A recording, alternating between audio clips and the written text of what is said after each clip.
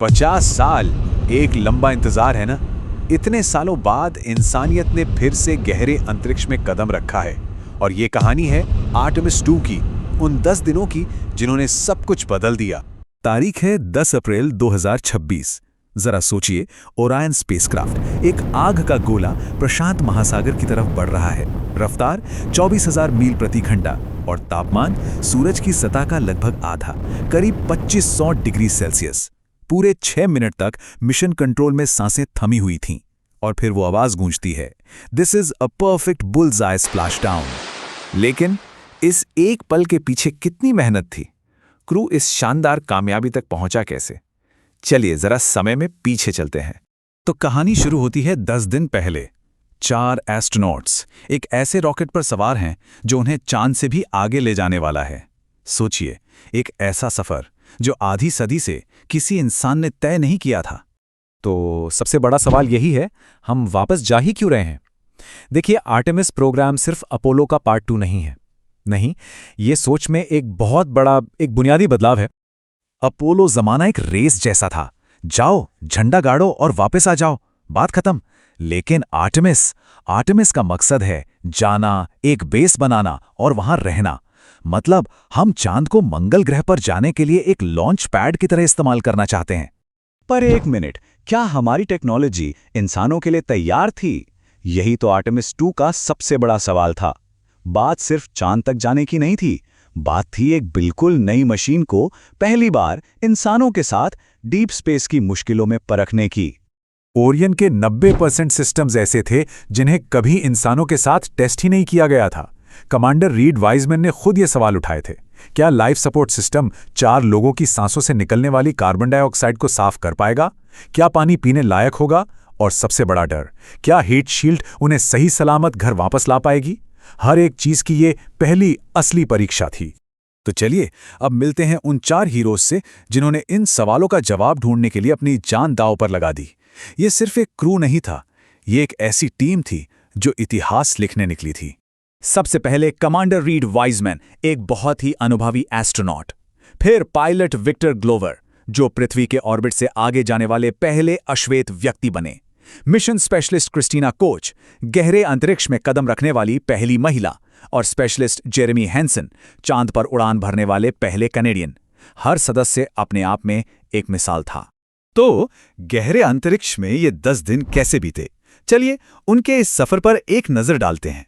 पृथ्वी से चांद और चांद से वापस, हर दिन एक नया पड़ाव था। पहले दिन हुआ जबरदस्त लॉन्च, एसएलएस रॉकेट ने उड़ान भरी।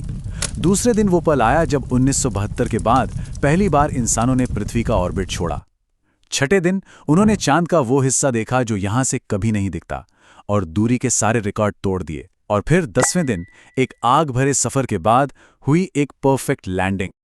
अब जरा देखिए कि स्पेस में रहना पहले कैसा था और अब कैसा है। बाईं तरफ है अपोलो का कमांड मॉड्यूल, सिर्फ 6 क्यूबिक मीटर की तंग जगह। यहां बस जिंदा रहना ही मकसद था। और अब दाईं तरफ देखिए ओरायन, 9 क्यूबिक मीटर, मतलब ज्यादा खुली जगह। और ये जगह सिर्फ आराम के लिए नहीं है, नहीं, इसका मतलब है बेहतर लाइफ सपोर्ट, ज्यादा इक्विपमेंट और लंबे मिशनों की तैयारी, मंगल के लिए तैयारी। चलिए अब उन पलों की बात करते हैं जो शायद इतिहास में हमेशा याद रखे जाएंगे। वो नज़ारे जो सिर्फ उन 4 एस्ट्रोनॉट्स ने अपनी आंखों से देखे और जिनके बारे में सुनकर ही रोंगटे खड़े हो जाते हैं। जरा कल्पना कीजिए, आप 54 मिनट तक एक पूर्ण सूर्य ग्रहण देख रहे हैं। ऐसा नज़ारा जो पृथ्वी पर कोई नहीं देख सकता। या फिर अपोलो 8 की उस मशहूर अर्थ राइज तस्वीर का 21वीं सदी का वर्जन अर्थ सेट अपनी आंखों से देखना। इतना ही नहीं, उन्होंने चांद के अंधेरे हिस्से पर 6 उल्कापिंडों को टकराते हुए लाइव देखा। कमाल है ना? क्रू ने चांद पर एक चमकीली जगह देखी और उसका नाम कमांडर वाइसमैन की दिवंगत पत्नी कैरल के सम्मान में कैरल क्रेटर रख दिया। ये एक अनऑफिशियल नाम था, पर यह वो पल था जिसने अंतरिक्ष की इस विशाल यात्रा को प्यार और याद की एक गहरी मानवीय कहानी से जोड़ दिया। और फिर शुरू हुई मिशन की सबसे नाटकीय और सबसे खतरनाक यात्रा, पृथ्वी के वायुमंडल में दोबारा एंट्री, एक ऐसी जगह जहां स्पीड और गर्मी की कोई सीमा नहीं होती। ये 34 मिनट ही मिशन की कामयाबी और नाकामी के बीच का फासला थे। सर्विस मॉड्यूल के अलग होने से लेकर प्रशांत महासागर में लैंडिंग तक हर एक कदम सेकंड्स के हिसाब से प्लान किया गया था। यहां पर गलती की कोई गुंजाइश नहीं थी। जरा इस रफ्तार की कल्पना कीजिए, 24,000 मील प्रति घंटा।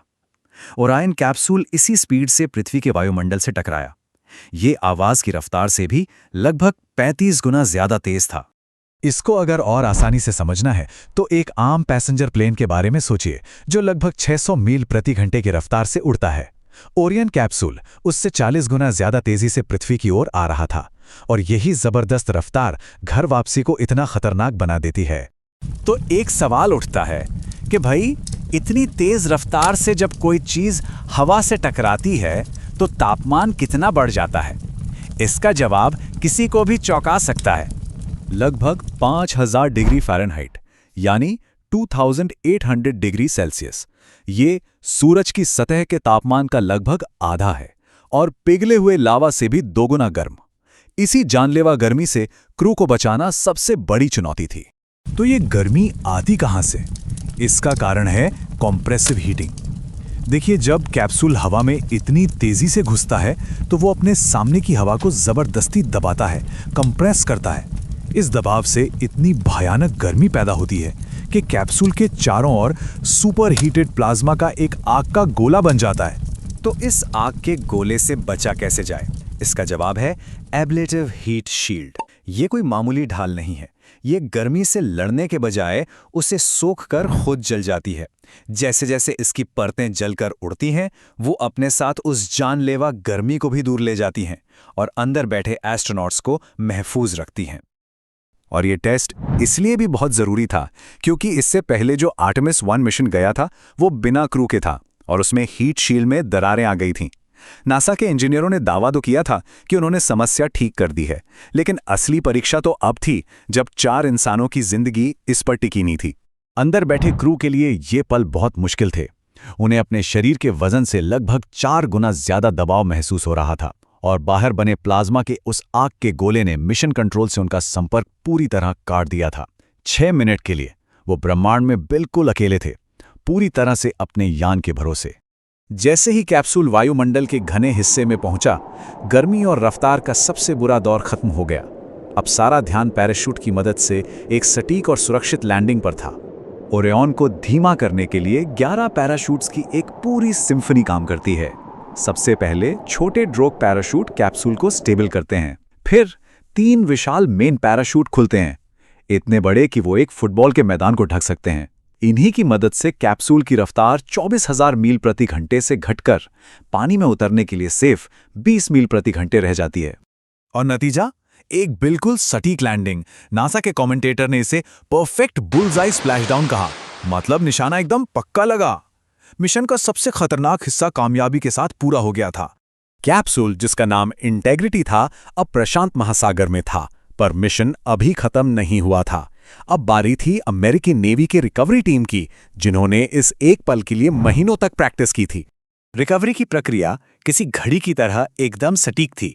तेज नावें कैप्सूल तक पहुंची, एक स्पेशल फ्रंट पोर्च लगाया गया और फिर एस्ट्रोनॉट्स को एक-एक करके बाहर निकाला गया। तो इस मिशन ने क्या साबित किया? इसने दिखाया कि ओरायन स्पेसक्राफ्ट इंसानों को गहरे अंतरिक्ष के खतरों से बचा सकता है। इसने उस जरूरी हीट शील्ड डिजाइन को कामयाबी से परखा और सबसे अहम बात, इसने आर्टेमिस 3 के लिए रास्ता साफ कर दिया। वो मिशन जो दशकों बाद इंसानों को वापस चांद की सतह पर ले जाएगा। इस मिशन से मिला डेटा का हर एक छोटा सा टुकड़ा भविष्य के लिए एक बिल्डिंग ब्लॉक की तरह है।